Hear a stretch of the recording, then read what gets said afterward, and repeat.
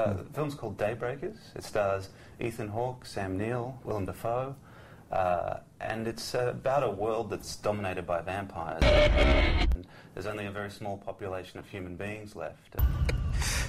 We need your help. The big dilemma is that the vampires are running out of their blood supply. And what are they going to do when basically they eat all the human beings? There will always be those who are willing to pay extra for the real thing. And it's a sci-fi horror film with a kind of twist on the whole vampire mythology. The majority of the vampire world is quite cold and grey and quite hard-edged, which completely contrasts with the human element in the film, which is more warm and earthy. We had a fantastic production designer by the name of George Little, and the other thing too is because while we had a decent budget, it wasn't huge. What we would do is we'd often recycle sets and reuse them to create another set. So there's lots of sets that are pieces of other sets that we sort of joined together to make something new. Peter and I, we really like the visual aspect of filmmaking.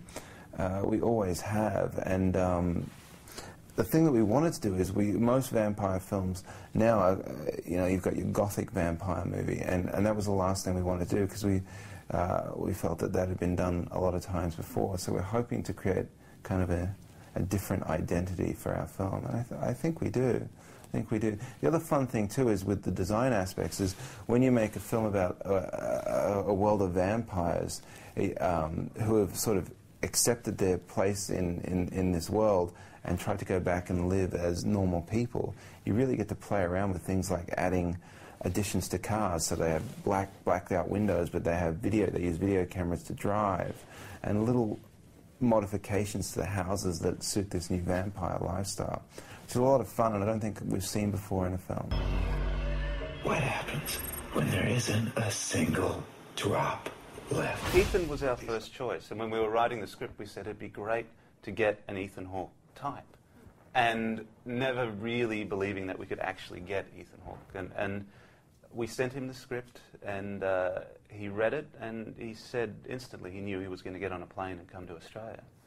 They have had so much experience, and we sort of let them bring an enormous amount to the parts, and we would encourage them to really give as much as they possibly could, and we definitely listened to what they had to say, and we're still quite amazed that we got these fantastic people in our movie. It's still, I still look at the movie and go, really, those guys are in that film?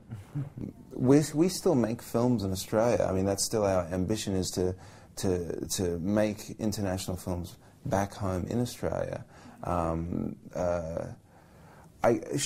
want to make commercial films. We want to make films that people want to see, and that's what Hollywood does. So. But the thing is that we come from a place in Australia where not many people get a chance to make feature films. It's not the thing that's done. So to actually have a career making features just wasn't.